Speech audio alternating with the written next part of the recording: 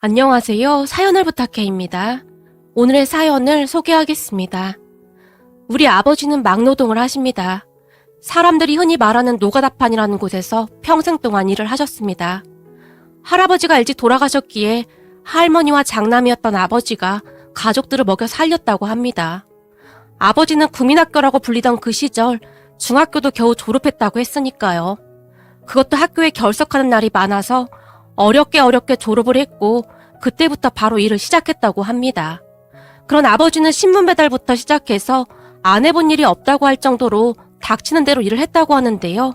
20살이 될 무렵 아버지 친구가 건설 공장 현장 쪽에 벌이가 더 괜찮다는 말을 하며 같이 가자고 했답니다.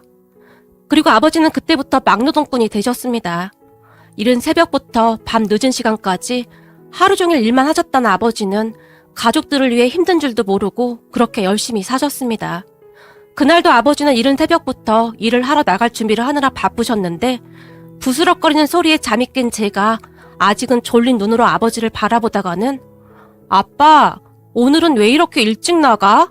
라며 아버지에게 물었어요. 그러는 너는 왜 이렇게 일찍 일어났어? 얼른 더 자. 그래 학교 가서 열심히 공부하지. 라며 아버지가 제 머리를 쓰다듬어 주셨는데 아버지의 눈에는 항상 사랑이 가득했어요. 아빠, 이렇게 일찍 나가면 안 힘들어? 어제도 늦게 들어왔잖아.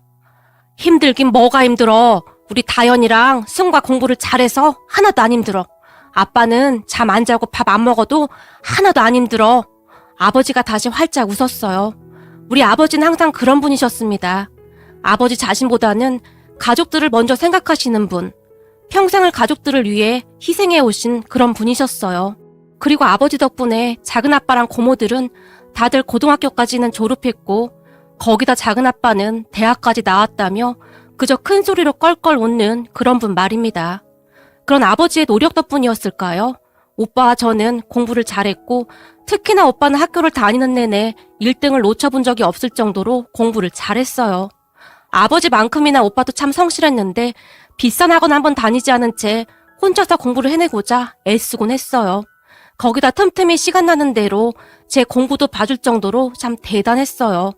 가끔 아버지가 집에서 멀리 떨어진 공사 현장에 갈 때도 있었는데 떠나기 전 아버지는 오빠를 앉혀놓고는 너는 이 아버지 대신인 거다. 그러니까 아버지 없는 동안 엄마랑 동생 잘 챙기거라.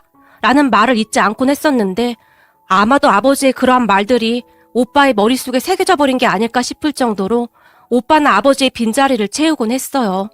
하지만 오빠도 저도 아버지가 왜 그러한 말을 하는지 너무나 잘 알고 있었기에 가슴이 먹먹하곤 했었는데 건설 현장에서 일을 하다 보면 크고 작은 사고가 많이 일어나곤 했었는데요. 혹시나 그러한 사고가 나서 집에 못 돌아온다면 남은 가족들은 어떻게 해야 하나 그런 걱정들을 하셨으리라 우리는 감히 아버지의 마음을 짐작해 볼 뿐이었어요. 아버지는 그렇게 평생을 건설 노동자로 성실히 사셨고 그런 아버지 덕분에 우리 남매는 반듯하게 잘 컸습니다. 항상 1등을 놓쳐본 적이 없던 오빠는 그렇게 합격하기 힘들다던 경찰대학에 합격했고 그 뒤 경찰 공무원이 되었어요. 그리고 저도 공무원 시험에 합격해서 공무원으로 근무 중입니다. 비록 지금은 우리 가족 모두가 행복하게 잘 살고 있지만 여기까지 오는 동안 별의별 일이 다 있었는데요. 우리 가족은 살면서 아버지가 건설 현장 노동자인 것에 대해 창피하다거나 하는 생각을 해본 적이 없었어요. 하지만 살다 보니 사람들 시선은 우리 생각과 전혀 달랐는데요. 제가 중학교를 다닐 때 공부를 잘했기에 선생님들이 저를 워낙 예뻐했어요. 공부도 잘하고 생긴 것도 그냥 말끔하게 생겨서 그랬는지 제가 부잣집 딸이라고 생각하는 사람들이 많았으니까요. 그러던 어느 날은 한 선생님이 아버님은 뭐 하시는 분이셔?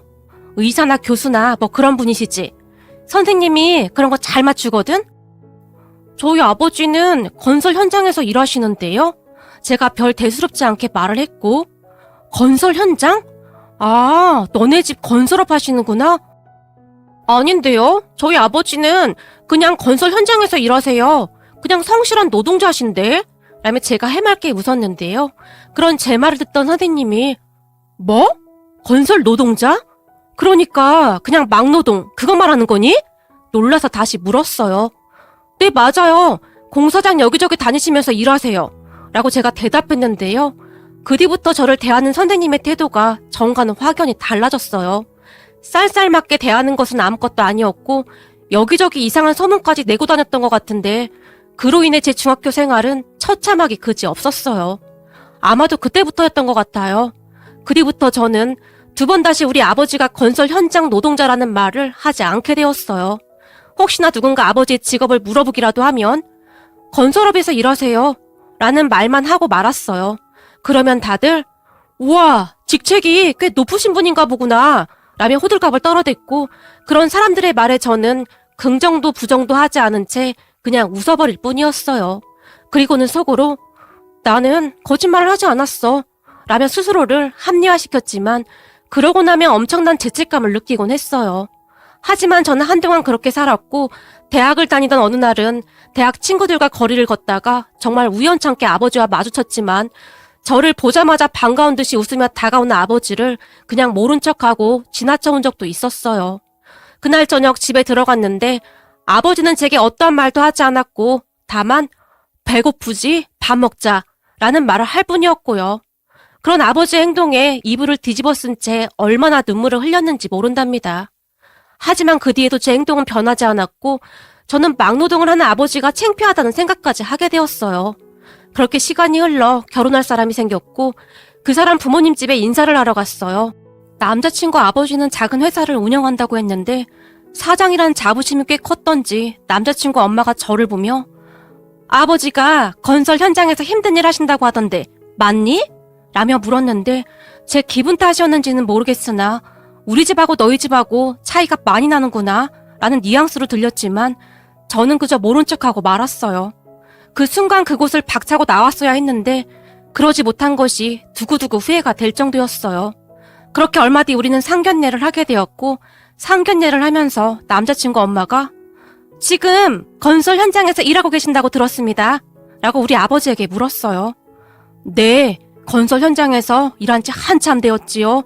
그곳에서 나름 잔뼈가 굵습니다 라며 농담식으로 말을 했는데 그런 아버지의 말은 들은 척도 하지 않은 채 남자친구 아버지가 꽤 큰 대기업이랑 거래하고 있다는 것에 대해 계속해서 자랑하기 바빴는데요.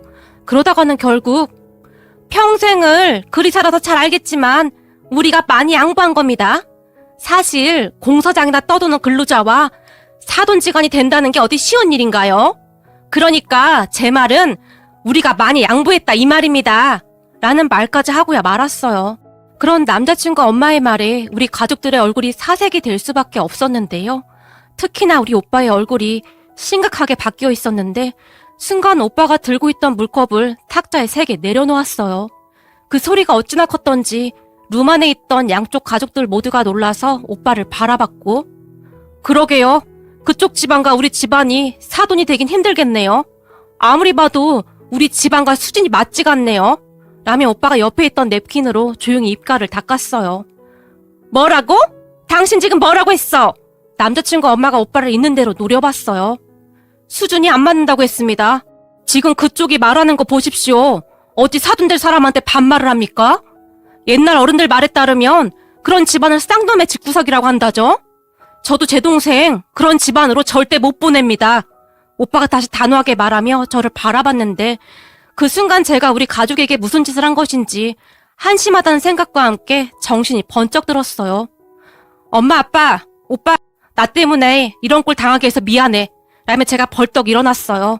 그런 제 모습에 다현아, 너 왜 그래? 이게 무슨 짓이야? 남자친구도 깜짝 놀라서 일어났는데요. 무슨 짓이라니? 니네 엄마가 우리 가족에게 먼저 무례하게 행동했잖아? 아직도 상황 파악이 안 된 거냐? 나 너랑 결혼 안 한다고. 그러니까 니네 집 수준에 맞는 사람과 결혼하라고. 라며 제가 남자친구를 노려봤어요. 뭐? 결혼이 장난이야? 어른들 다 모셔놓고 뭐 하는 짓이야? 남자친구가 소리까지 질렀어요. 니네 엄마가 지금 그러잖아. 수준 차이 나서 결혼 못 시키겠다고. 아니, 우리 엄마가 언제 그렇게 말했어? 우리 집이 더 잘 사는데 많이 양보했다 뭐 그런 거잖아. 근데 왜 이렇게 오버하냐고. 까놓고 니네 집 형편이 그러니까 다들 자격지심인 거잖아. 남자친구가 우리 가족들을 둘러보며 말했고 그 순간 제가 앞에 있던 물컵을 들어 남자친구 얼굴에 확 뿌려버렸어요. 이게 무슨 짓이야? 그쯤에서 남자친구는 정신이 반쯤 나가 보였는데 얘! 너 우리 아들한테 뭐 하는 짓이니? 남자친구 엄마가 저를 노려보며 말했어요.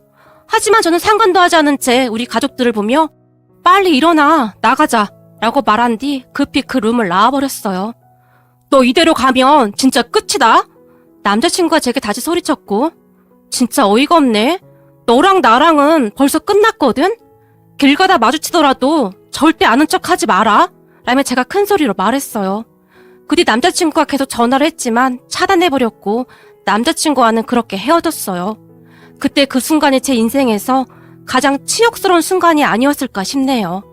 우리 아버지에게 너무나 큰 상처를 드린 것 같아서 감히 아버지의 얼굴을 똑바로 바라볼 수조차 없었어요.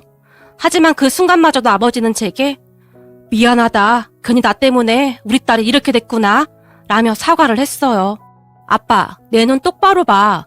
난 아빠가 세상에서 제일 자랑스러워. 그러니까 그런 말 하지 마. 저런 인간들과 가족이 되지 않은 게 얼마나 다행이야. 난 그 누구라도 아빠에게 함부로하는 사람과는 절대 결혼 안 해. 내가 세상에서 제일 존경하는 사람은 아빠야. 그러니까 그런 말 하지도 마. 제가 아빠에게 또박또박 말을 했는데 제 말을 듣던 아빠의 눈에 눈물이 가득 맺혀 있었어요. 그런 아버지를 보며 도대체 제가 무슨 짓을 한 것인지 가슴이 미어져 내렸어요.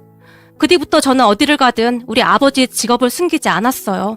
아주 당연한 것이었음에도 그게 뭐라고 그리도 마음을 졸이고 살았던 것인지 제 자신이 한심하기 그지 없었어요.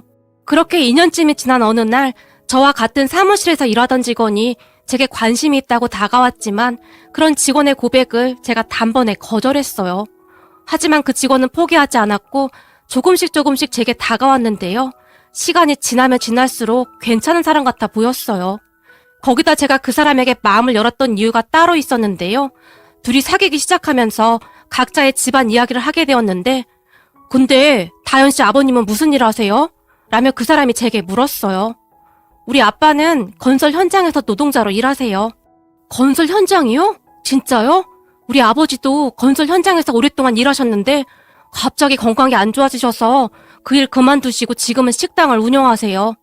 우리 아버지 어렸을 때 할머니 할아버지가 일찍 돌아가셔서 친척집 전전하시다가 못 견디고 혼자 나오셨다는데 그 뒤부터 안 해보신 일이 없다고 하셨어요.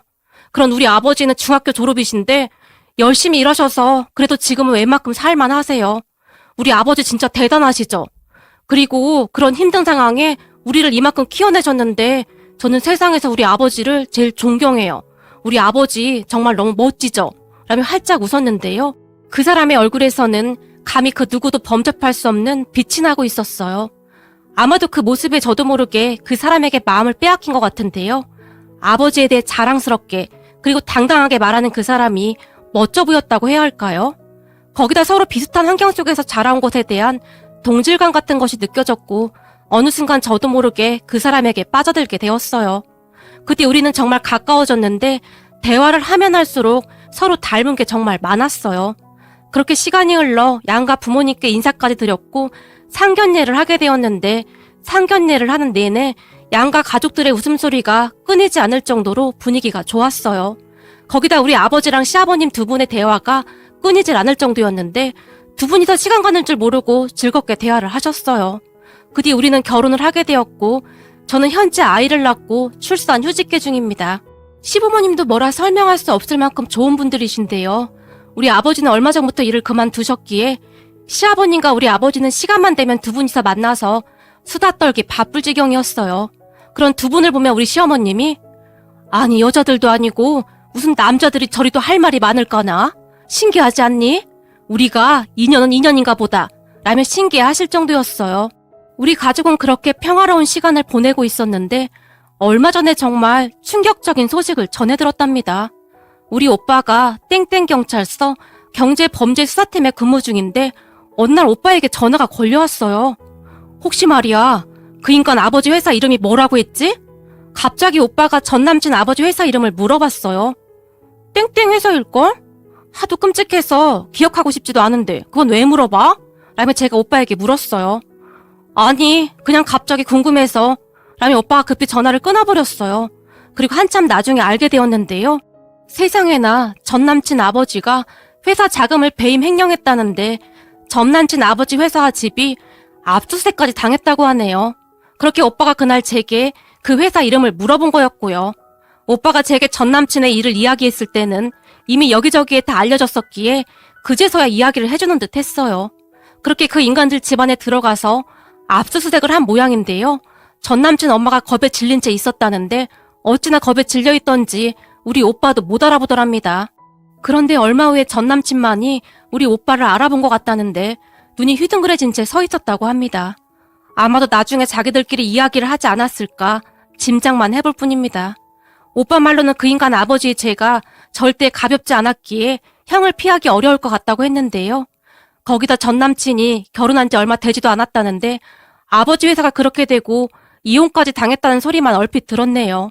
그 말을 듣는 순간 상견 옛날 우리 가족에게 했던 짓들이 생생하게 생각나면서 결국 그렇게 벌 받는구나 라는 생각마저 들었습니다.